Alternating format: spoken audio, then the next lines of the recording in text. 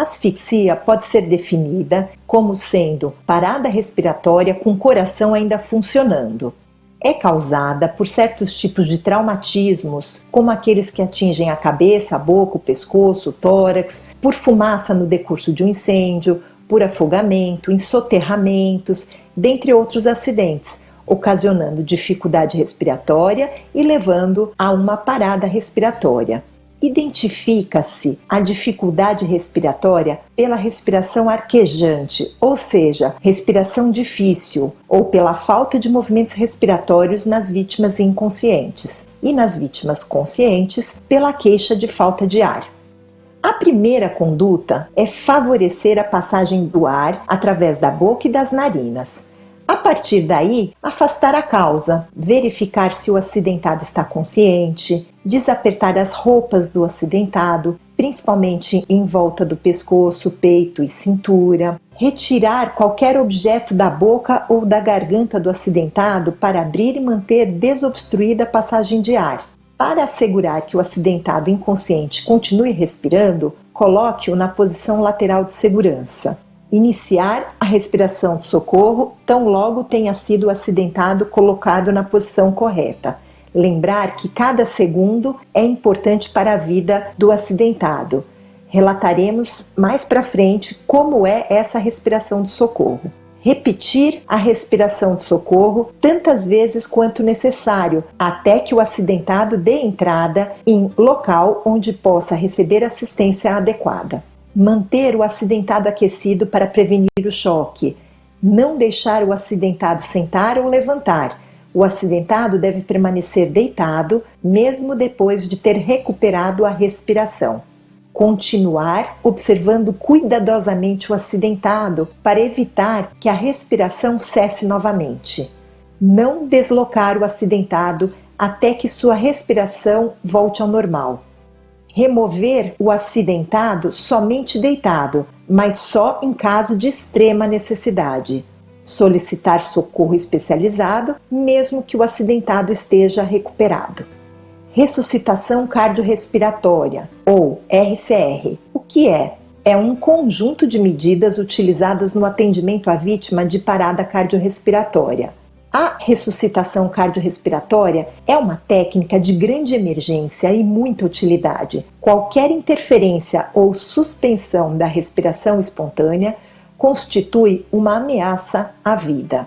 O atendimento correto exige conhecimento, ou seja, o emprego de técnicas adequadas para suporte das funções respiratórias e circulatórias. Sua execução deve ser feita com calma e disposição.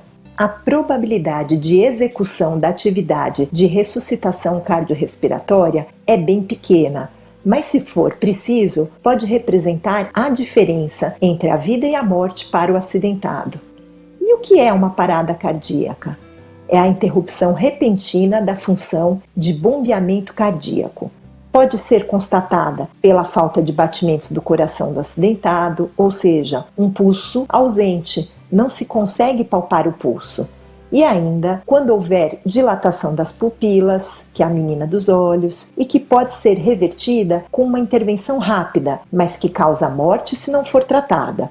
Chamamos de parada respiratória o cessamento total da respiração devido à falta de oxigênio e excesso de gás carbônico no sangue. Principais causas da parada cardiorrespiratória.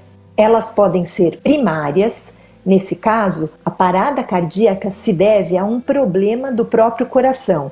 A causa principal é a isquemia cardíaca, ou seja, chegada insuficiente de sangue oxigenado ao coração. Essas são as principais causas de paradas cardíacas em adultos para aqueles que não foram vítimas de traumatismo. Temos também as causas secundárias, quando a disfunção do coração é causada por um problema respiratório ou por uma causa externa. São as principais causas de parada respiratória as vítimas de traumatismos. Nesse caso, a oxigenação é deficiente, seja por uma obstrução de vias aéreas e doenças pulmonares. O transporte inadequado de oxigênio pode ter sido causado por uma hemorragia grave, um estado de choque, intoxicação por monóxido de carbono, além de ação de fatores externos sobre o coração, como drogas e descargas elétricas. Para determinar uma parada cardiorrespiratória, identificar a ausência de pulso na grande artéria, por exemplo, a carótida, que é a artéria que pulsa na região do pescoço. Observar falta de movimentos respiratórios ou respiração arquejante, respiração difícil. Verificar presença de espasmo, ou seja, uma contração súbita e violenta da laringe. Presença de cianose, que é a coloração arroxeada da pele e lábios, indicando a falta de oxigênio. Estado de inconsciência. Toda vítima em parada cardiorrespiratória está inconsciente. E ainda a dilatação das pupilas. A sequência da ressuscitação cardiorrespiratória é, primeiro, a abertura das vias aéreas, na sequência, a ventilação artificial e, por último, o suporte circulatório. A seguir, vou mostrar para vocês a sequência de suporte básico de vida em um adulto para orientação do pessoal que fará os primeiros atendimentos emergenciais em casos de acidentes, de acordo com esse quadro. Primeiramente, avalia-se a cena, determina-se o nível de consciência, pede-se auxílio se a vítima estiver inconsciente, procede-se fazendo a abertura das vias aéreas, verifica-se a respiração, ventila-se 2 vezes, palpa o pulso e inicia-se as compressões torácicas. Dessa maneira, chega-se ao local do acidente, comprova-se se o paciente está ou não consciente. Se estiver consciente, aplica-se os primeiros socorros indicados ao caso. Se o paciente estiver inconsciente, verifica-se a respiração. Se ele estiver respirando, coloca-se a vítima em posição lateral de segurança, que é dessa maneira, conforme vemos nessa imagem. Se ele não estiver respirando, desobstrua a passagem do ar. Observe se ele recobrou ou não a respiração. Se ele recobrar a respiração, coloque a vítima em posição lateral de segurança. Se ele não recobrou a respiração, inicie a respiração artificial. A primeira providência a ser tomada é estabelecer o suporte básico da vida. Para isso, o acidentado deverá estar posicionado adequadamente, de modo a permitir a realização das manobras cardiorrespiratórias. Adote medidas de autoproteção, colocando luvas e máscaras para se proteger. Antes de iniciar a ventilação das vias aéreas e a compressão torácica externa, deve-se desobstruir as vias aéreas. A obstrução pode ser reconhecida pela incapacidade de insuflar os pulmões quando se tenta ventilar a vítima. Nas vítimas inconscientes, a principal causa de obstrução é a queda da língua sobre a parede posterior da faringe. Observe prováveis lesões na coluna cervical ou dorsal, antes de proceder às recomendações seguintes. Para manter as vias aéreas permeáveis e promover sua desobstrução, colocar o acidentado em decúbito dorsal, ou seja, de barriga para cima, e fazer a hiperextensão da cabeça, colocando a mão sobre a região posterior do pescoço do acidentado e a outra na região frontal. Com essa manobra, a mandíbula se desloca para a frente e promove o estiramento dos tecidos que ligam a faringe, desobstruindo a hipofaringe. Em algumas pessoas, a hiperextensão da cabeça não é suficiente para manter a via aérea superior completamente permeável. Nestes casos, é preciso fazer o deslocamento da mandíbula para a frente. Para fazer isso, é necessário tracionar os ramos da mandíbula com as 2 mãos. Coloque uma das mãos na testa e a outra sob o queixo do acidentado. Empurrar a mandíbula para cima, de forma que o queixo esteja em nível mais elevado que o nariz. Dessa maneira, restabelece-se uma livre passagem de ar quando a língua é separada da parte posterior da garganta. Mantendo a cabeça nessa posição, escuta-se e observa-se para verificar se o acidentado recuperou a respiração. Em caso afirmativo, coloque o acidentado na posição lateral de segurança. Muitas vezes, pode ser preciso a limpeza manual imediata da via aérea para remover algum material estranho ou secreções presentes na orofaringe, na boca. Use os próprios dedos protegidos com lenço ou compressa. 2 manobras principais são recomendadas para a desobstrução manual das vias aéreas. Manobra dos dedos cruzados. Pressione o dedo indicador contra os dentes superiores e o polegar cruzado sobre o indicador contra os dentes inferiores, conforme podemos ver nessa imagem. Manobra de levantamento da língua ou mandíbula. Deve ser feita com acidentado relaxado. Introduzir o polegar dentro da boca e garganta do acidentado. Com a ponta do polegar, levantar a base da língua. Com os dedos, segurar a mandíbula ao nível do queixo e trazê-lo para a frente. Outra forma prática de desobstruir as vias aéreas é o uso de pancadas e golpes que são dados no dorso do acidentado em sucessão rápida. As pancadas são fortes e devem ser aplicadas com a mão em concha entre as escápulas da vítima.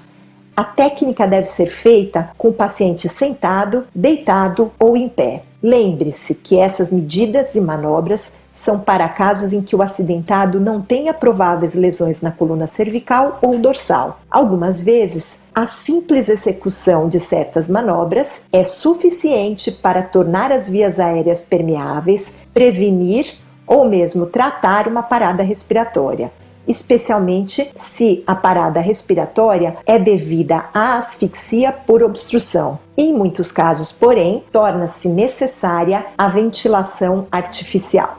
Como funciona o suporte respiratório? A ventilação artificial é indicada no caso de ausência de movimento respiratório. Os músculos de uma pessoa inconsciente estão completamente relaxados. A língua retrocede e obstrui a garganta. Para eliminar essa obstrução, faça a manobra que foi descrita anteriormente. Em caso de vias aéreas livres, permeáveis e ausência de movimento respiratório, inicie imediatamente a aplicação da respiração boca a boca. Os principais tipos de ventilação artificial são respiração boca a boca, método Roger e Nielsen e método Sylvester. Para realizar a respiração boca a boca e promover a ressuscitação cardiorrespiratória, é importante obedecer a seguinte sequência: deite o acidentado de costas, desobstrua as vias aéreas, removendo prótese dentária, caso exista, limpando sangue ou vômito. Coloque uma das mãos sob a nuca do acidentado e a outra mão na testa. Incline a cabeça do acidentado para trás até que o queixo fique em um nível superior ao do nariz, de forma que a língua não impeça a passagem de ar, mantendo-a nesta posição. Feche bem as narinas do acidentado, usando os dedos polegar e indicador, utilizando a mão que foi colocada anteriormente na testa do acidentado. Inspire profundamente. Coloque a boca com firmeza sobre a boca do acidentado, vedando-a totalmente. Sopre vigorosamente para dentro da boca do acidentado, até notar que seu peito está levantando. Faça uma leve compressão na região do estômago do acidentado para que o ar seja expelido. Inspire profundamente outra vez e continue o procedimento na forma descrita, repetindo o movimento tantas vezes quanto necessário, cerca de 15 vezes por minuto, até que o acidentado possa receber assistência médica. Se a respiração do acidentado não tiver sido restabelecida após as tentativas dessa manobra, ele poderá vir a ter uma parada cardíaca, tornando necessária a aplicação de massagem cardíaca externa. Método Roger Nielsen. Deite o acidentado de bruços com uma das mãos sobre a outra, embaixo da cabeça na altura do queixo. Vire a cabeça do acidentado de lado, deixando livre a boca e o nariz. Ajoelhe em frente à cabeça do acidentado e segure cada um dos braços do mesmo logo acima dos cotovelos. Levante os braços do acidentado até sentir resistência. Baixe os braços do acidentado. Coloque imediatamente as palmas das mãos abertas sobre as costas do acidentado, um pouco acima das axilas. Incline para a frente o seu próprio corpo sem dobrar os cotovelos e faça uma pressão sobre as costas do acidentado, mantendo seus braços sobre elas, mais ou menos na vertical. Prossiga ritmadamente, repetindo os movimentos descritos no item anterior, cerca de 10 vezes por minuto. Método Sylvester. Esse método é aplicado quando não puder ser feito um método boca a boca. Coloque o acidentado deitado com o rosto para cima e coloque algo por baixo dos seus ombros para que ele fique com a cabeça inclinada para trás. Ajoelhe de frente para o acidentado e coloque a cabeça dele entre seus joelhos. Segure os braços do acidentado pelos pulsos, cruzando-os e comprimindo-os contra o peito dele. Segure o braço do acidentado primeiro para cima, depois para os lados e a seguir para trás, em movimentos sucessivos. Massagem cardíaca externa ou compressão torácica. É um método efetivo de ressuscitação cardíaca que consiste em aplicações rítmicas de pressão sobre o terço inferior do externo. O externo é essa junção óssea no meio do peito, no encontro das costelas. Para realizar a massagem cardíaca externa, é preciso posicionar a vítima em decúbito dorsal, como já citado anteriormente. Posicionar-se ajoelhado ao lado do acidentado e num plano superior, de modo que possa executar a manobra com os braços em extensão. Apoiar as mãos, uma sobre a outra, na metade inferior do externo, evitando fazê-lo sobre o apêndice xifoide, pois isso tornaria a manobra inoperante e machucaria as vísceras. Não se deve permitir que o resto da mão se apoie na parede torácica. A compressão deve ser feita sobre a metade inferior do externo, porque essa é a parte que está mais próxima do coração. Com os braços em hiperextensão, aproveite o peso do seu próprio corpo para aplicar a compressão, tornando-a mais eficaz e menos cansativa do que se utilizada a força dos braços. Aplique pressão suficiente para baixar o externo, que é esse osso que vemos na imagem. Essa imagem nos mostra exatamente a técnica descrita na tela anterior. Em seguida, remover subitamente a compressão, que junto com a pressão negativa provoca o retorno de sangue ao coração. Isso sem retirar as mãos do tórax da vítima, garantindo assim que não seja perdida a posição correta das mãos. Importante: a aplicação da massagem cardíaca externa incorreta pode trazer consequências graves, muitas vezes fatais. Podemos citar, dentre elas, fraturas de costela, fratura de externo, separação condrocostal, ruptura de vísceras, contusão miocárdica e ruptura ventricular. Essas complicações, no entanto, poderão ser evitadas se a massagem for realizada com a técnica correta. É, portanto, muito importante que nos preocupemos com a correta posição das mãos e a quantidade de força que deve ser aplicada. A massagem cardíaca externa deve ser aplicada em combinação com a respiração boca a boca. O ideal é conseguir alguém que ajude para que as manobras não sofram interrupções devido ao cansaço. O quadro abaixo nos mostra a frequência considerada ideal para o trabalho de ressuscitação combinada, respiração boca a boca e massagem cardíaca externa, com uma ou duas pessoas socorrendo. Vejam, quando eu tenho um único socorrista, o indicado é que sejam feitas 2 respirações boca a boca para 15 compressões torácicas.